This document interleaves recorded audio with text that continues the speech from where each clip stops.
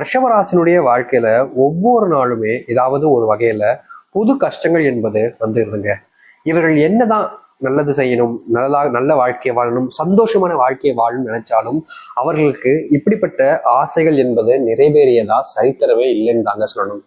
இந்த ரிஷபராசினுடைய மனசுல இன்னைக்கு நேரத்துல இல்லைங்க, எப்பயோ வந்துருச்சு இந்த ஒரு எண்ணம். எப்ப சாமி எனக்கு சாவு வரும்? என் வாழ்க்கையில நான் எல்லாத்தையும் இழந்துட்டேன், இதுக்கு மேல எனக்கு வாழ விருப்பமே இல்லை. இப்படி நிம்மதி இல்லாம கஷ்டப்பட்டுக்கிட்டு துன்பப்பட்டுக்கிட்டு வாழ்க்கையே வெறுத்து போய் ஒரு வாழ்க்கை எனக்கு வேண்டுமா? இதற்காக தான் நான் கஷ்டப்பட்டு இவ்வளவுக்கு வேலை போனேன், படிச்சேன், எல்லாமே பண்ணேன், இதெல்லாம் எனக்கு தேவையா? அப்படின்ற மாதிரி நிறைய யோசனைகள் என்பது இந்த ரிஷபராசிக்காரர்களுக்கு வந்துகிட்டே தாங்க இருக்கு. ஒவ்வொரு நாளுமே இவருடைய மனசுல நிறைய யோசனைகள் வரும். அதுல பல விஷயங்கள் இவர்களுக்கு தன் வாழ்க்கையவே பிடிக்காத மாதிரி தாங்க இருக்கும். அப்படிப்பட்ட வாழ்க்கையில நிறையவே கஷ்டப்பட்டுக்கிட்டு இருக்காங்க இந்த ரிஷபராசிக்காரர்கள். இவர்கள் என்னதான் ஒரு சில விஷயங்கள்ல பொறுமையா இருந்தாலும் அமைதியா இருந்தாலும் இவர்கள் அறியாமலே சில விஷயங்கள் இவர்களுடைய வாழ்க்கையில நிறையவே துன்பத்தை ஏற்படுத்திக்கிட்டே இருக்கு. இவர்கள் எந்த ஒரு விஷயத்தையுமே சரியா பார்க்கவும் முடியல, அதுல இருந்து வெளியே வரவும் முடியல. நிலையா ஒரு மனசை ஒரு விஷயத்தை ஏற்படுத்திக்கிட்டு அதுல வெற்றி பெறுவதற்கான சூழ்நிலைகளும் இவர்களுக்கு உண்டாகல. நிறைய துரோகங்கள், ஏமாற்றங்கள், நம்பிக்கை துரோகங்கள்லாம் இங்க பல நடந்துருச்சு இந்த ரிஷபராசினுடைய வாழ்க்கையில. ரிஷபராசிக்காரர்கள் வாழ்க்கையில ரொம்ப பொறுமையா இருக்காங்க. எவ்வளவு பொறுமையா இருக்க முடியுமோ அந்த அளவுக்கு பொறுமையா இருக்கீங்க நீங்க. நீங்க எந்த ஒரு விஷயத்த செஞ்சாலும் சரிங்க, யாராவது உங்களை குறை சொல்றதுல குறியா இருப்பாங்க, அதுல கூட நீங்க ரொம்ப பொறுமையா இருப்பீங்க. சரி என்ன செய்யுதுப்பா, அவங்க சொல்லிட்டான் போவாங்க, அதுக்கு என்ன பண்ண முடியும் அப்படின்ற மாதிரிதான் யோசிப்பீங்க. ஒரு சில நேரங்களில் உங்களை அறியாமலே கோபம் வரும், ஆனாலும் அந்த கோபத்தை வெளியே காமிச்சிக்க மாட்டாங்க. காரணம், இந்த ரிஷபராசினுடைய வாழ்க்கையில முன்னெல்லாம் ரொம்ப கோபப்படக்கூடியவங்களா இருப்பாங்க. எந்த ஒரு விஷயத்த பேசினாலும் சரி, எதை பேசினாலும் சரி, ரொம்ப கோபமா பேசிட்டு கோபமா திட்டிட்டு அடிக்க கூட போயிடுவாங்க இந்த ரிஷபராசிகள். அவ்வளவு கோபம் வரும். ஆனா வயசு ஆக ஆக இவருடைய வாழ்க்கையில அந்த கோபம்னா எங்க அப்படின்னு தெரியாம போயிடுச்சுங்க.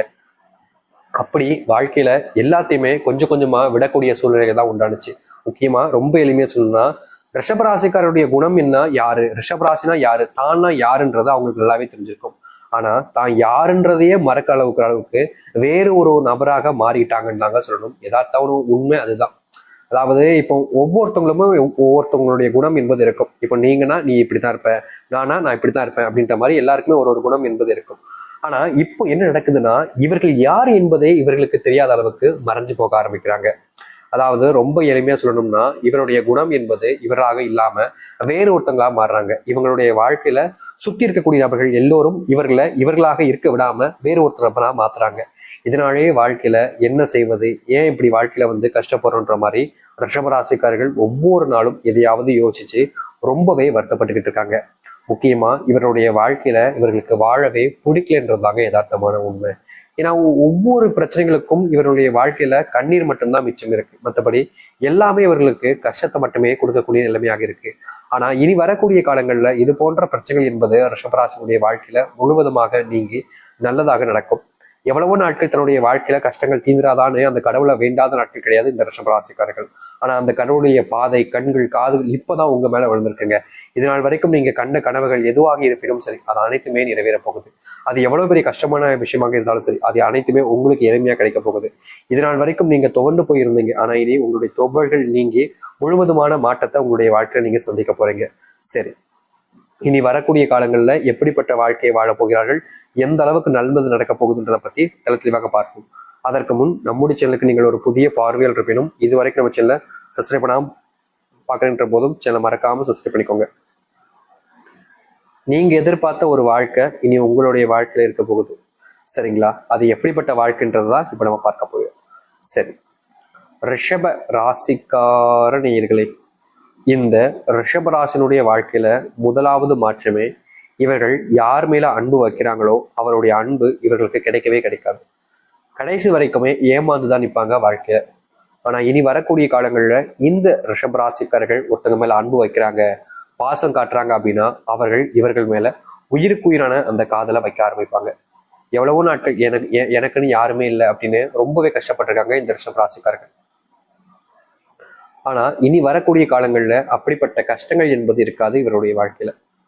இவர்கள் என்ன முடிவு எடுத்தாலும் சரிங்க, எப்படிப்பட்ட விஷயங்களை செஞ்சாலும் சரிங்க, மற்றவருடைய அரவணைப்பும் மற்றவருடைய அன்பும் இவர்களுக்கு கிடைக்க போகுது. இந்த ரிஷபராசிக்காரர்கள் ஒரு சில விஷயங்கள் செய்யும் போதெல்லாமே அது கிடைக்காமலே போயிருக்கும். சாமி, என் சாமி எனக்கு இவ்வளவு கஷ்டத்தை கொடுக்கன்ற மாதிரி இந்த ரிஷபராசிக்காரர்கள் வாழ்க்கையில நிறைய விஷயங்களை பார்த்து கஷ்டப்பட்டிருக்காங்க. ஏன் பல நாட்கள் அழுதுருக்காங்க இரவுலலாம். அப்படிப்பட்ட துன்பங்கள் என்பது இனி வரக்கூடிய காலங்களில் நீங்க போகுது. இவர்கள் இனி என்ன ஒரு முடிவு எடுத்தாலும் சரிங்க, அதுல குடும்பத்தார்களுடைய அந்த பிணைப்பு என்பது இருக்கும். ரிஷபராசிக்காரர்கள் இதற்கு முன்பு எல்லாம் சில முடிவுகள் எடுப்பாங்க. ஆனா இவர்களுக்கு உறுதுணையாக இவர்களுடைய குடும்பத்தார்கள் இருக்க மாட்டாங்க. நான் ஏன் உனக்கு உதவி செய்யணும், நான் ஏன் ஓம் பக்கம் நிக்கணும்ன்ற கேள்விதான் கேட்பாங்களே தவிர இவர்களுக்கு உதவி செய்வதற்கு யாருமே முன் வந்தது கிடையாது. ஆனா இனி வரக்கூடிய காலங்கள்ல இந்த ரிஷபராசிக்காரர்கள் எந்த ஒரு விஷயத்த செஞ்சாலும் சரிங்க, இவருடைய குடும்பத்தார்கள் அல்லது தெரிஞ்சவங்கன்னு இவங்களுக்காக உதவி செய்ய பல நபர்கள் இருப்பாங்க. இனி இவர்கள் யார்கிட்டையுமே கையேந்தி வேண்டி நிற்க வேண்டிய நிலைமைன்றது ஏற்படாது.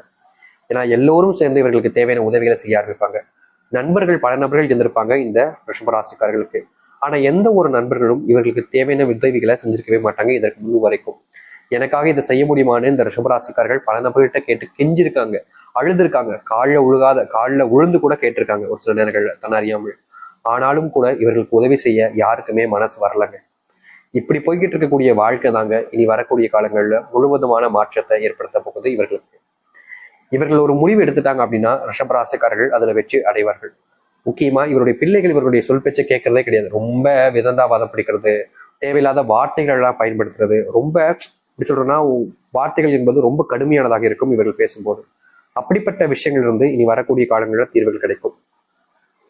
இவருடைய பிள்ளைகள் இனி எந்த ஒரு விஷயத்த செஞ்சாலும் சரிங்க, அதுல முழுவதுமான வெற்றிகள் என்பது கிடைக்க போகுது. இனி இந்த ரிஷபராசிக்காரர்களுடைய வாழ்க்கையில கஷ்டம் பிரச்சனைன்றதெல்லாம் குறைய ஆரம்பிக்கும். செல்வத்தினுடைய அத்தனை பிரச்சனைகளும் இனி வரக்கூடிய காலங்களில் நீங்கும். சாமி எனக்கு பெருசாலாம் கஷ்டம் இல்லை சாமி, நீங்க சொல்றதெல்லாம் எனக்கு கிடையாது, ஆனா எனக்கு இந்த கடன் பிரச்சனை தான் முழுவதுமா இருக்கு சாமி அப்படின்னு நீங்க சொல்வீங்க.